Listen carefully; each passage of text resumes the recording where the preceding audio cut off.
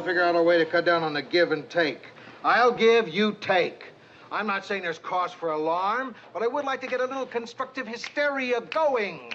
There's a drop in the ratings. Again. How far? Go ahead, Mary, read them. Let's see, 6 o'clock news. Last week we were a 1.1, then we plummeted down to a 1.0. Well, what does that mean? An entire family of midgets tuned us out? Look, a drop in the ratings may not seem like a big deal to you, but if it continues this way, I could lose my job. Nobody went, oh! Oh, Mr. Grant. We're losing the young audience. Gee, I don't know why. I like the show. I mean, I watched it even before I came to work here. You're not young anymore. I'm not? Check the ratings book. It's broken down into age groups. Young is 18 to 29. You don't make it anymore. I don't. Hi, gang. I heard there was a big powwow going on here. It's our ratings, Ted. Oh, are they up? Does this look like a celebration? Now, does anybody have any suggestions about improving the show? Improving the show. Well, we could make it longer. Oh, Ted, you've missed the point. If it's not doing too hot now, that would make it not doing too hot stretched out. Hey, look. Why don't we all write out on slips of paper what we feel the main drawback of the show is, and then have them read anonymously? Why anonymously? So that Ted's feelings won't be hurt. Ted Baxter? Yo. Got some mail for you here. Fan mail, I guess. Fan mail for a newscaster? Oh, that crazy, kooky American public. Fan mail. Only in America. Here you go. That's it? Yes, sir. Excuse me, ma'am. Ma'am? Ma'am. Oh, you mean me? Yes, ma'am. Ma'am.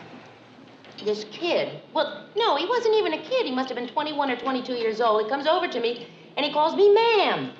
Ma'am. Your first time? Yeah. Not only that, I found out that our rating service has declared me officially over the hill. That's nothing. When I turned 21 and still wasn't married, my mother officially declared me an old maid. I think she had it notarized. Hey, wait a minute, Rhoda, let's stop this. You know, if there's one thing that's worse than being single, it's sitting around talking about being single. So let's change the subject to something a little more pleasant, huh? Like pollution? This is important, Mayor. There are many single women who've lived perfectly fulfilled lives. Who? I'm getting a pencil and a piece of paper and make a list. No, Rhoda, I am not about to sit around and make lists of single women. We're not. We're going to make lists of single men to go out with. We go out all the time. Yeah, but when was the last time you went out with someone really terrific? Well? Last time for me was when my father took me to a ball game. Come in. Hi, Mary. Hi. I just came up to bring back the ice cubes I borrowed. I didn't need them after all. This is a bag of water, Phyllis. Oh, I stopped downstairs to talk to Mildred for a few minutes. You want me to refreeze them for you? No, this is fine, thank you. What's that, a word game thing? Oh, it's nothing, really. We can do it later. We're trying to think of men to go out with. That was Rhoda Morgenstern with the 8 o'clock news. Listen, if you really want to go out with someone fantastic, look in your own backyard. Ted Baxter. Oh, no. I might have been kind of bowled over by his good looks in the beginning, but he's good-looking in that good-looking way. He always looks to me like he's posing for a postage stamp.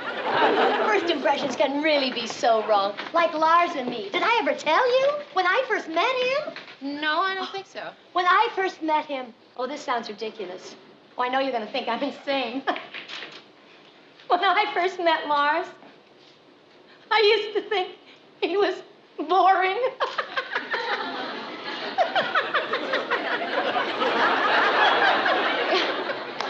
Isn't that the funniest thing you ever heard? Really, I'm serious. Of course, now we just couldn't be happier. And we've been married 10 or 11 years. Hey, come on now, let's think. What man in your life, it could have been a long time ago or someone you just met, do you wish you knew better? Well, there was this professional dancer. Not you, silly. Mary, come on, there must have been somebody. Anyone recently? No? Well, think back then. No? Yes, there was. Remember, Mary, Howard Arnell? Howard Arnell. Oh, Phyllis, how did you even come up with that name? Well, Lars ran into him a little while ago. He's still single. He still asks about you. Oh, he was wild about Mary. But then that settles it. Now all we need is someone for me. What do you mean that settles it? Well, I have an idea for someone, but nah, it's too crazy. Then again, maybe it isn't. Do you remember how wild he was about you? Listen, Rhoda, nothing is settled. Come on, Phyllis, it was 4 years ago. I hardly remember him. He was wild about her. Listen, Mary, if you call yours, I'll call mine. And my whole thing is crazy. All right. What's yours? Mine is this guy I ran over. He had a cleft chin. Oh, he was adorable. This guy you ran over? Yeah, it was a couple of days ago. But he wasn't hurt. His arm was just a little grazed. Although his briefcase was totaled. We got to talking and exchanged phone numbers. Here it is. Armand Linton. So what do you think? You don't know this man outside of hitting him with your car? No, and I know you're going to think I'm kidding, but you can really get close to someone fast when you hit him with a car. You can't just get to know someone over coffee, can you? You're not going to believe this, Phyllis, but when I first hit him, I thought he was boring. So, Mary, what do you think?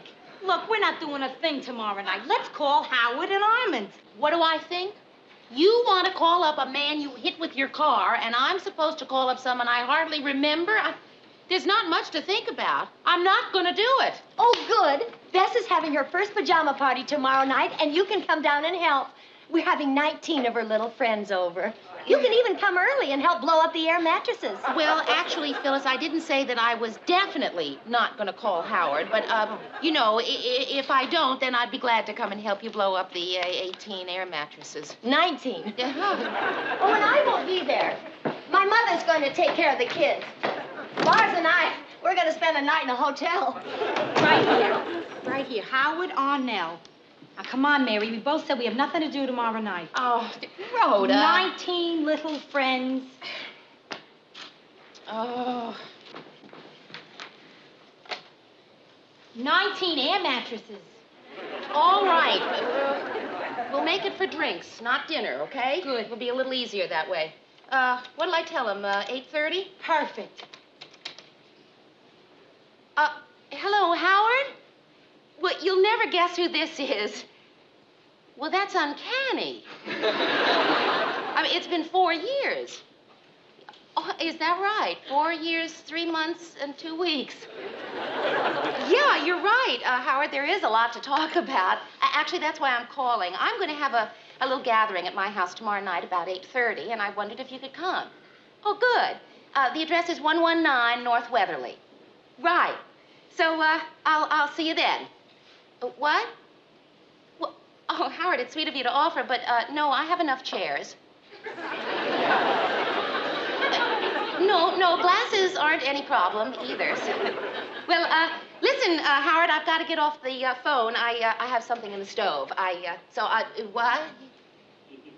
Oh, Howard, that's sweet of you to offer. At your place? No, it's no problem. Howard, listen, I've got to go. My bath water is running over, so well, thank you, Howard. Coming in just a minute. Howard, listen, I must go, so I'll see you tomorrow night. Right, goodbye. Oh, I remember why I broke off with Howard. Go on. Too much loving, too much understanding, too much giving, too much. It's impossible to hold a normal conversation with him. Maybe I can call him back and tell him I'm sick. If it weren't for the fact that I have the phone in my hand and I'm already dialing Armand's number, I'd say of course, sure.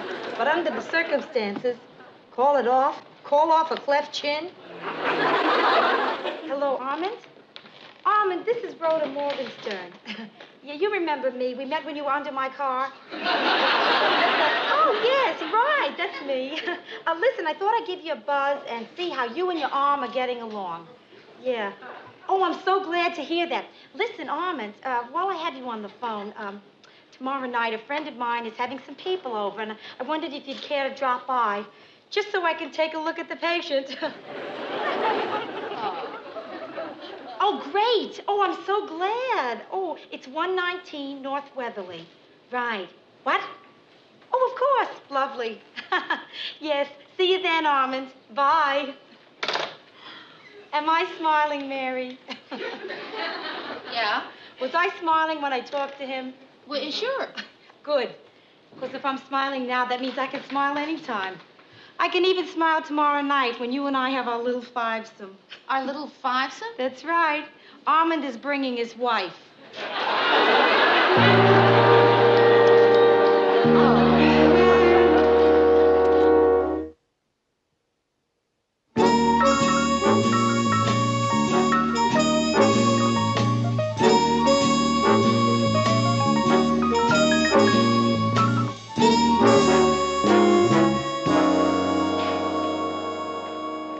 Mary, are you sure this looks okay? I feel so fat. Yeah, it looks fine. You think this munchy stuff is enough? Everybody will have eaten dinner. Oh, that's just right. How can you gorge yourself like that and stay so skinny? I'm going crazy with hunger.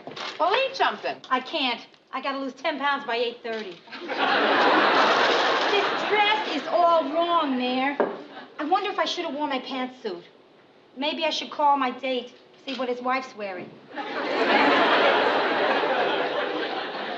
You really had no idea, no hint at all that he was married? No idea at all. But I'll tell you, I was thinking about it this morning, and I don't feel strange in the least about going out with the divorced person. What do you mean divorced? He's married. Now he's married. And suppose now he's happily married? You know, sometimes you're very depressing. Boy, I wish they'd get here. No, I don't. I just wish it were over. Well, you're nervous over nothing, Mayor. And I don't see what your big gripe is about Howard. I mean, so he likes you. No, Rhoda, he doesn't like me. He likes me. All that love just rushing at you. That, as my grandmother used to say, should be the worst thing that should happen to you. Oh, get that stuff away from me. I'm fainting from hunger. Rhoda, it isn't going to kill you to eat something. Break my diet the day I see Armand? Not a chance. Geronimo. Hello, I'm Mary Richards. Good evening. I'm Armand Linton, and this is my wife, Mrs. Armand Linton. Thank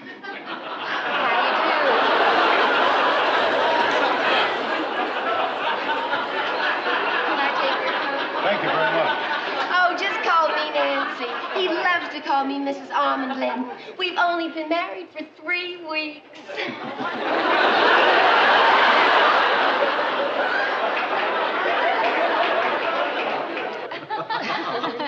And that's how Rhonda and I met. Rhoda. Oh, excuse me, Rhoda. Armand and I think it's just wonderful of you to have us over. I mean, considering how you met. I mean, I think it's just super that we should all be good friends. Isn't it? When I ran over Armand, I never dreamt I'd find myself a new girlfriend, Nan.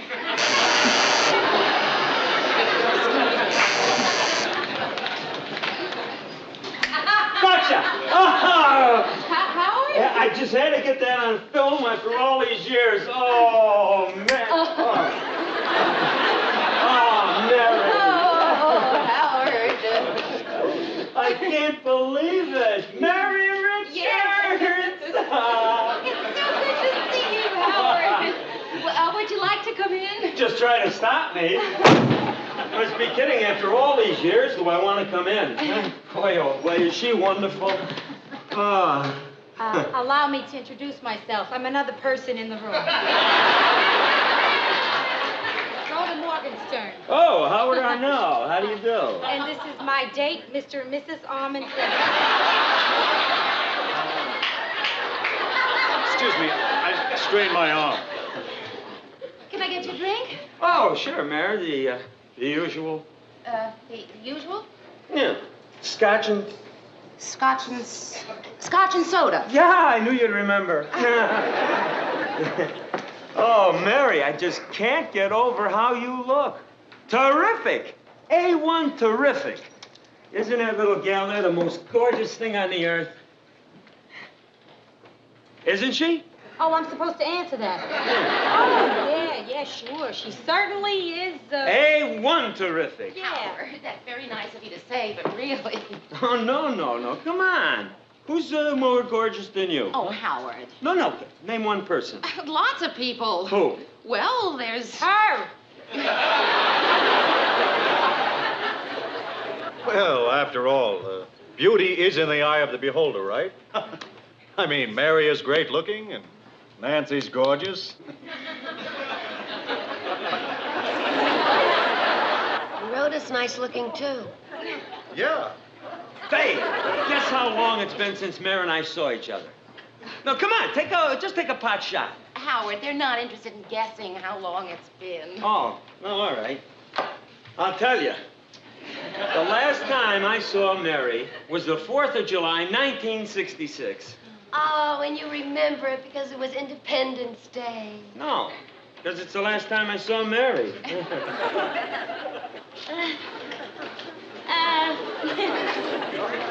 I think I'll just go see if there are some more bacon curls. Not too many. Me either. I don't want to spoil my dinner. Look at that woman. Boy, are we in for a treat. You are looking at the greatest little gourmet cook in the Western Hemisphere. Rhoda, could I see you in the kitchen for just a moment? Excuse me, Armin. Certainly. And Nan. Oh, and Howard. Rhoda, I thought 8:30 so obviously meant after dinner. Maybe you could whip up something quick. Whip up something quick. Right. Yes, I can whip up a carrot. I can whip up a baked potato. Nothing. The only thing I have in my refrigerator is a light bulb. Well, I'm just going to have to go out there and tell him. What else can I do? So I don't know what should be cooking. Either a chicken in a pineapple shell or duckling with wine sauce.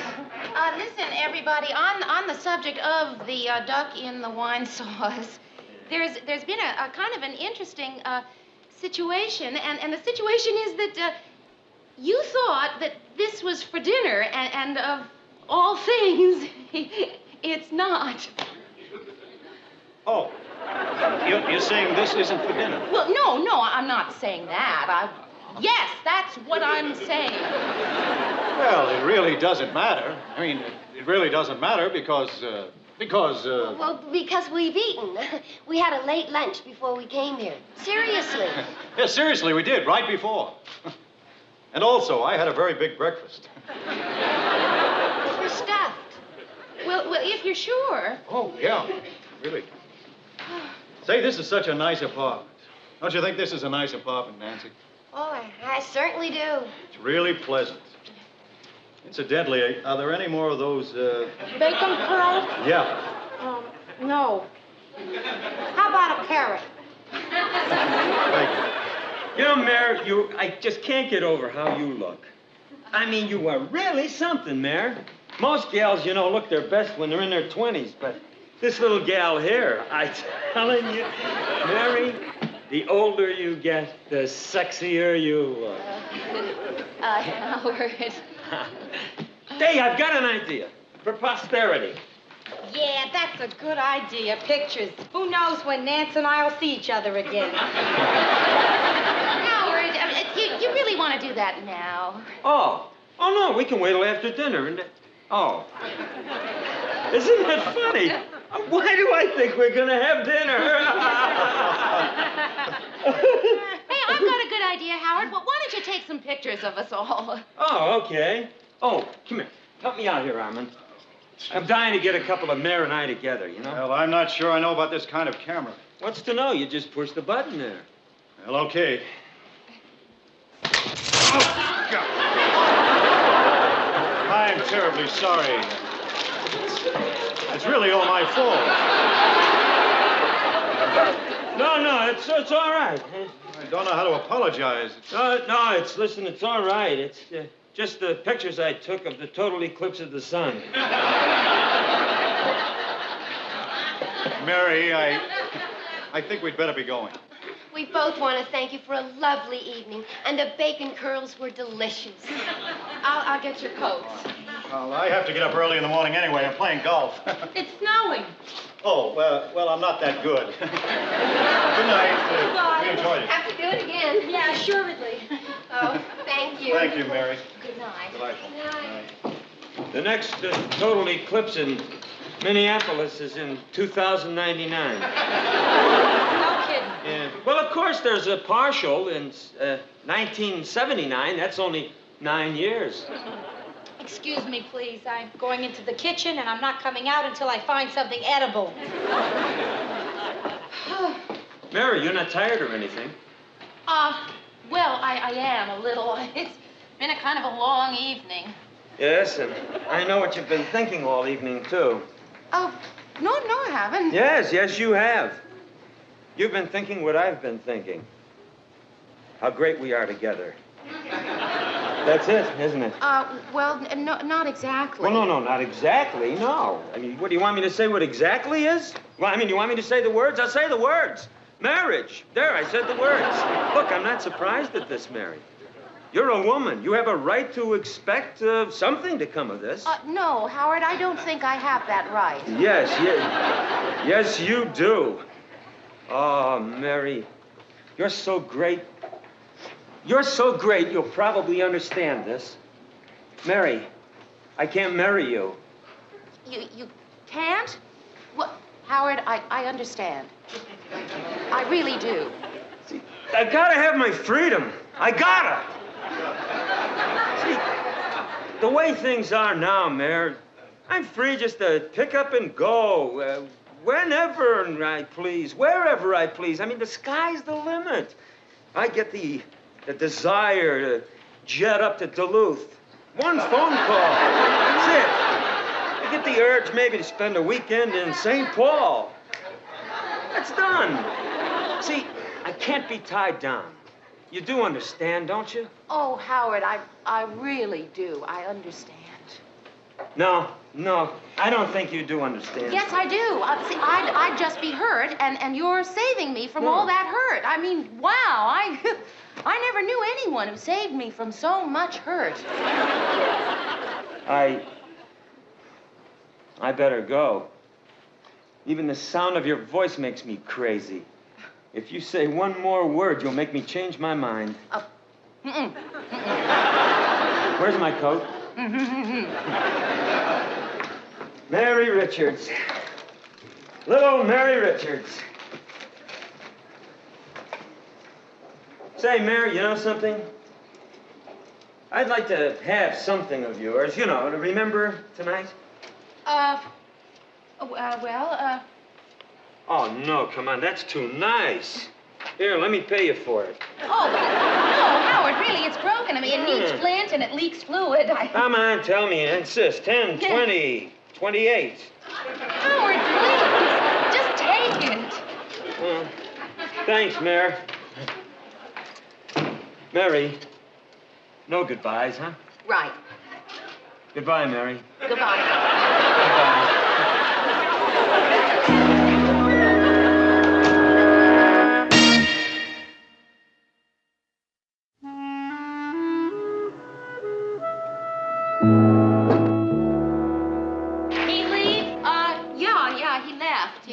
He wants me to forget him. See, he's got to be free. Is that what he said? Yeah, and then he took my lighter and he walked out of my life forever. Rhoda, never again. Right. Tonight I took a vow and I'm going to keep it. What's that? Next time I'm asked out, no matter how lonely I feel, I'm not going to say yes unless it's a couple I really like.